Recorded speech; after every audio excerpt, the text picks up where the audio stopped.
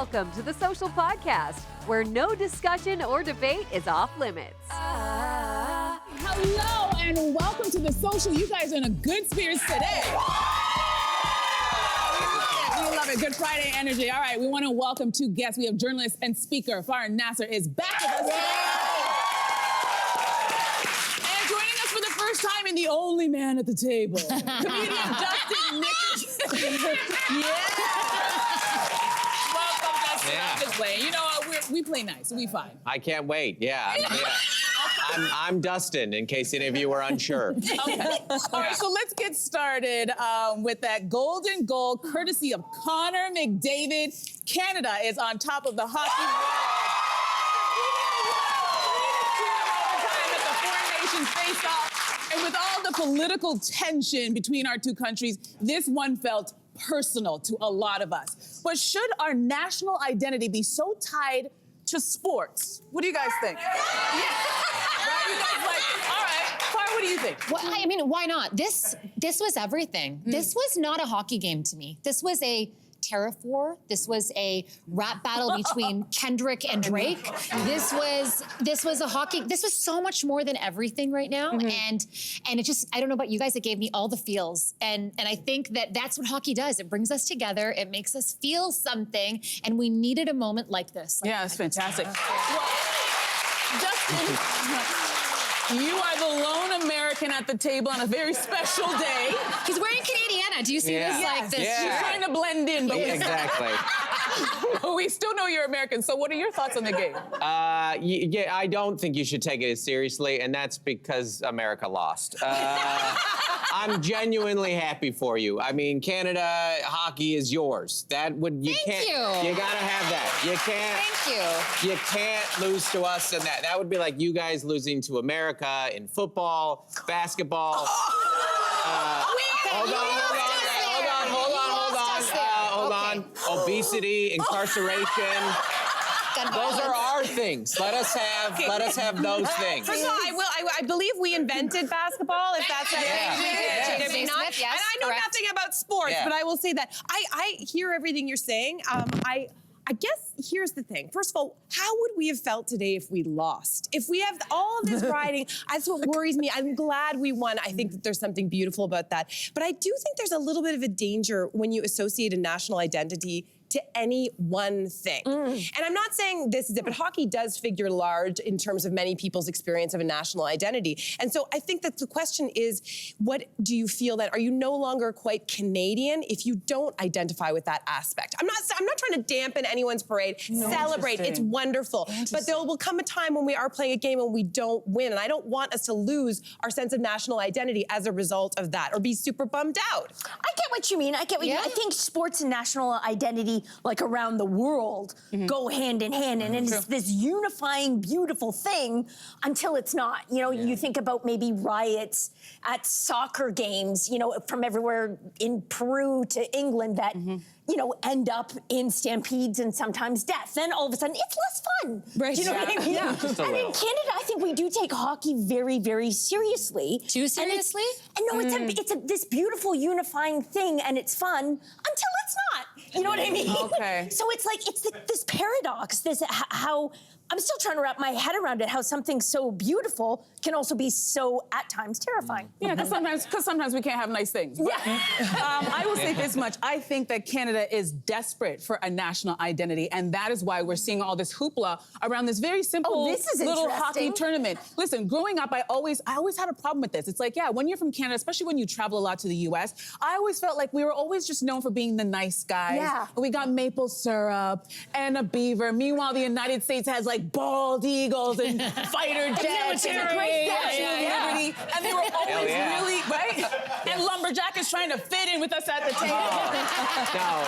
Lumberjack. Always was kind of jealous of that kind of, you know, we poo-poo it, but I was always secretly jealous of that kind of bravado about being, you know, American. And I feel like thanks to Trump kind of poking us with the tariffs and the, you know, the assumption that we'd want to be a 51st state, it's kind of woken up the grizzly bear in a lot of Canadians.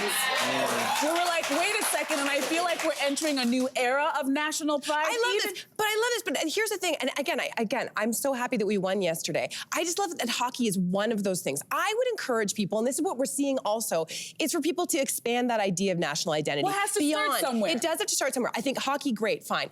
Maple syrup, great, fine. But I wonder if we can start syrup, to like... can we do better than syrup? Can I do better than syrup? Guys, can I, because we're in the we make content, and one of the things that I think we are terrible at is we overconsume other countries' content. Yeah.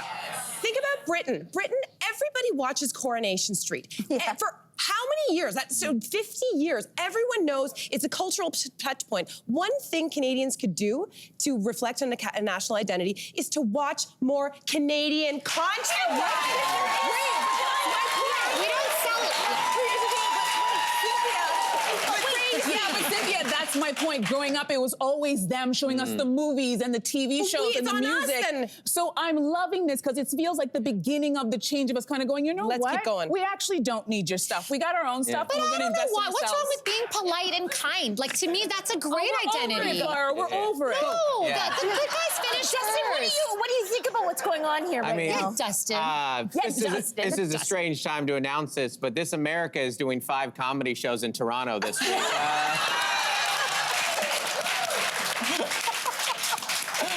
I will say, I actually get assumed to be Canadian very often, and it's because I'm from Seattle, which is kind of just very Canadian vibes. I wear flannels. I'm very kind, and The mustache helps too. And I apologize constantly. So I get the vibes a lot. Now, to the sports thing, I will say this: I don't know a lot of Canada's politics, but I will say America is a wildly divided country, and sports is one of the few things we agree on. And that's what I see one of the great beauties of sports is, especially like when the Olympics roll around, and you're like, man, I don't like anything about what you believe and where you stand at, but it is important to me that we have the best flippers in the world right now. And so there can be real unity that comes from it. But you are right. You are, as a country, you're much more than just hockey. You know. 100%. We love that. We'll end on that note. We'll give the American the last word this time. All right. If gentle parenting is giving you the ick, there's a new trend on the rise on social media called fool around and find out. Basically, you encourage your kids to discover the natural consequences of their actions. So, Dustin, is this what kids need today? I'm a father of 3. I have 3 children. They're not even children. One of them's 17. That's a full adult man in my house, which I didn't sign up for, by the way. You sign up for kids, and then suddenly one's 17. You're like, this is just an adult roommate. Gosh, it smells so bad. This is a new trend. I have seen people fool around. I don't think they say fool around, but this is daytime television.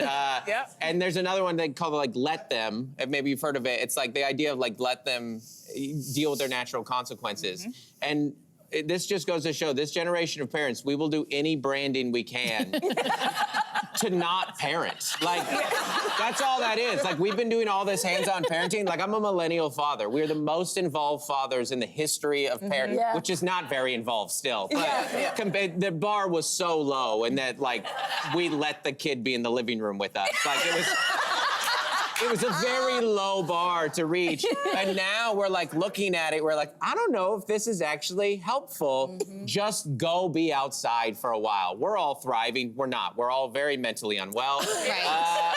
But at least maybe go scrape your knee a little bit, you know, and learn something out there. Learn that you shouldn't go. I don't know. I think that. I can tell the moms at the end of the table may not Chomping at the bit. I don't know. I don't know if we agree or not. Oh, I don't know. I want to hear what you do. Okay, so my husband and I really have this is one argument we do get into because he is very much like, you don't want to wear a coat, go to school. You forgot your instrument? Too bad. You know, things like that. Whereas me, I'm like, you forgot your instrument? Okay, I'm coming, then I drop it off, right? You need your snow pants. It happened this morning. My daughter forgot her snow pants, as one does when you're 9, and I made him drive it to her. Okay, so why? Because I was late for work. I mean, here, I'm not going to judge, because I'll be honest, I have done that on occasion. However, I now don't. Jai is now almost 12, and so when he forgets his hat, his boots, his mitts, I do that let them thing. I'm just like, whatever, he's going to be fine. But to me, there's a difference between forgetting your winter hat and forgetting like your helmet when you're going on like a biking trip. Like, I am not like, oh, look, you learned a lesson. Like, you know, I don't want that. that lesson to be learned, right? Yeah. But I think also there's another thing whereby it gets into tricky landscapes where I'll give you an example. I was driving my son to school last year. We'd already had a really hectic morning, and then I got him there, and I looked in the back seat and no backpack. And I was furious. Yeah. But what am I gonna do? Because if I did the let them, if I was like, whatever, you have no bag today, I'm then taking this problem and putting it onto the teacher. The kid who all she has to deal with who has had no lunch that day.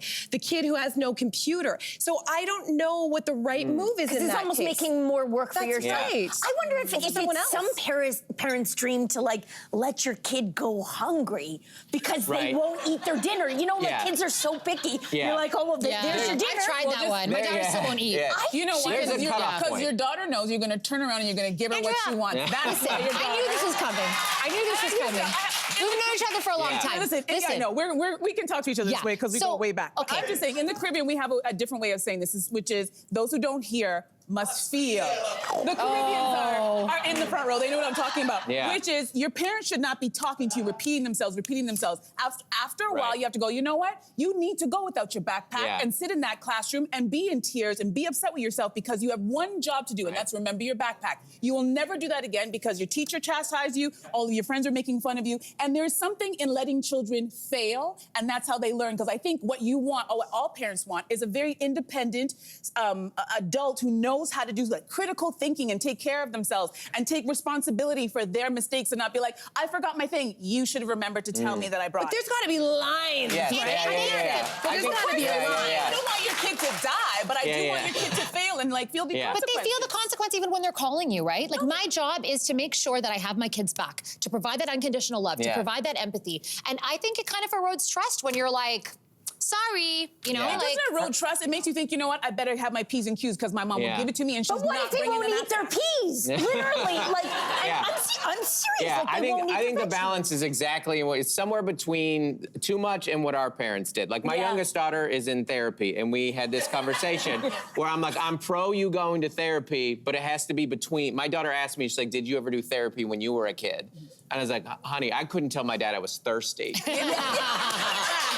And if I did, I was told to swallow my spit. So it's somewhere in between those two things. All right, this is another way. This is another. We're going to move on because this is another thing I think we might have a debate about, especially me and you, Andrea.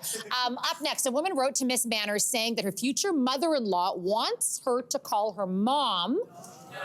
And she And she wants to know if she can say no. So what do you think? And I think, Jess, you know what? You start this.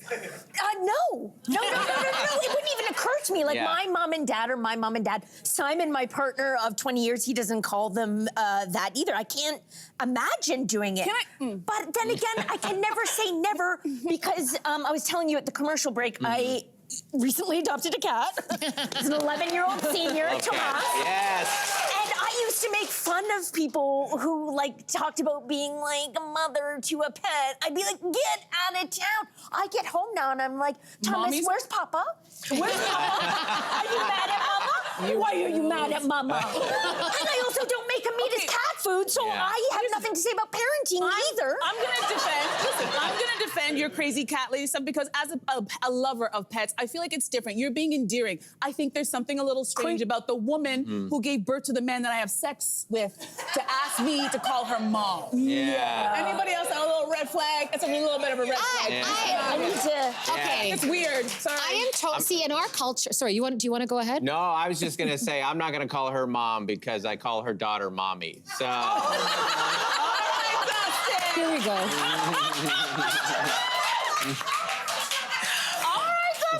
Okay, so in our culture, it's actually it's disrespectful not to say that. So if I was like Mr. and Mrs. or called them by their first name, that's quite disrespectful. So my in-laws only speak French, so I call them maman and papa, so it's a little bit easier for me. I don't have to call them mom and dad. But it's a sign of respect and unification. And in our culture, we also, like I have my friend Shem is here with her mom, Kismet auntie. Like we call everybody auntie and uncle. But like auntie, it's like auntie I get, but it's the mom. So how does your mom feel when you're in the room with your mother-in-law and you're calling this? My mom expects it. it. My mom's like, you treat them with respect. Did they ask you? I think this is the difference in this. It sounds like that just was embedded in the culture. It wasn't a question. There is no do choice. it. And that I understand. I think in this case, it sounds like this person was asking the daughter-in-law, if I'm not mistaken, to call her mom. So what do you do if someone asks you and you're like, I'm not sure about the comfort? You tell her, I'll call you something, but it's not mama. Or use a different language. No, the things I call my father-in-law, I cannot say on television. I cannot. Glow-in-the-dark bunnies could be coming to a store near you. Yes, you heard me correctly. The Los Angeles, they're booing me. All right, the Los Angeles project aims to create genetically modified animals they plan to sell to consumers, like maybe even unicorns and dragons. Exactly. Does this excite you, Dustin? Well, it's great to see my scientists hard at work on such important matters, you know? Okay, so my household is, I'm married, I have 3 kids, 2 cats, and we have a bunny. And if you don't know this about bunnies, they are prey to everything. Everything wants to eat them, every single thing. The worst thing we could do is make them glow in the dark. Yeah. Yeah, you know who's happy about this? Coyotes and owls. Thrilled. I think they are the scientists cooking this up right now. Finally, I can hunt these at night now. This article was wild. It felt like something from The Onion. So one of the quotes is researchers have previously made fluorescent rodents, monkeys, dogs, cats, rabbits. Where are these right now? What are they doing, and why do we need them? I think they're practicing like gene editing. Gene editing from scientists is an incredible thing. Like, it's incredible when it comes to medicine, when it comes to agriculture, but when it comes to unicorns, like, I'm not fully sold on it. It's not a real thing? Yeah, and it's not like, it's not a real thing, and it's not something we need. Like, there was one animal, like the hypoallergenic cats. Like, I am allergic to my son, Thomas. And so that would be something like, I can't see the bad. I can't see the That would be helpful to people. But is it worth it if we end up with Jurassic Park? Like, has no one seen Jurassic Park? But even think about the animals, like the fluorescent bunnies. I feel like that's almost like, do you remember the Beanie Babies? How they were like a craze? Yeah. I feel like fluorescent bunnies would be like every kid asking for one year, and then the next year they'd just be dropped off at shelters or to coyotes. Something You know tragic. what I mean? Like, this is not bacon cookies. Like, this is like real stuff that could be tragic, right? Yeah. When we even talk about mixed dogs, dog breeds, some of them are really predisposed to genetic conditions. Like, it's not, I don't know, I find something unethical about this. But what if they turn into the Ninja Turtles? There's that. That could happen. Yeah, it could happen. What if now they're superheroes fighting on our behalf? So There we go. you got to think through all the possibilities here. Might have turned my opinion Wasn't about Splinter this. glow in the dark, or didn't he have like a, no, it might be. There was some ooze. There was ooze, some that's what it ooze. was. Heroes in a half shell. Okay, moving on. Sean Duffy may be the U.S. Secretary of Transportation, but for some people on X, he's the man with the weird shoes. So one menswear critic said, they quote, look like the first shoes ever made. Are these weird to you, Dustin? I mean, this is a testament to how divided my country is right now. Just let him wear his shoes. Like, this guy is in Trump's cabinet. There's a good chance he was, like, in the WWE a month ago. Like, don't worry about the shoes. Worry about keeping our planes in the sky, please. We have bigger issues at hand other than his shoes, please. I totally agree with you, but I also feel like I can't. First of all, were you guys bothered by those shoes? I've seen worse. I've gone on dates with men with worse shoes, and I feel like we can't call out this guy for wearing these shoes that seem pretty normal when I've seen worse shoes. Do we have some of the photos of some of the worst shoes I've ever seen? These. Yeah. Those are terrible. These Yeezys, you can call them what you want. I don't even want to say them. These are ridiculous. These are a joke. Kanye is sitting in his mansion laughing at everybody who puts these dumb things. There's another shoe that I'm like, these ones, the toe shoe. Oh my gosh. Whenever I see a person with these shoes, and I don't want to judge them, I just figure they're very outdoorsy, but I'm like, was there not a better design for these shoes? And what do they smell like? They just look like they smell bad. For sure those smell. When you separate the toe jam, it just can't get any better. Yeah. Is that wrong? Those shoes bugged me a bit. The original shoes, ones, yeah. they bugged me a bit. Tell me why. Well, I do like they look like the first shoe ever made. It's that lacing. It does look like they were found in like a Stone Age cave. Yeah. But it's the patina. But wouldn't it be shoeless? You know, I'm looking because I don't want to insult anyone here. But It's a new pair of shoes, but with fake patina. Oh. Patina, So it makes it look used? Yeah, you gotta earn patina. I've argued before about this passionately. I don't know what patina is. Patina's like, you know when you buy a new pair of, or some people buy a new pair of $200 jeans, but they have tons of holes in them. Oh. Or they buy like an conversation. Oxford shirt, but it's got like the wearing all The done for weathering, you. It's like, right. no, you gotta earn it. And those shoes have like what look to be burnishing. It's like, you just bought those new. Subscribe to the Social Podcast so you don't miss a fiery debate. Until next time, socialites.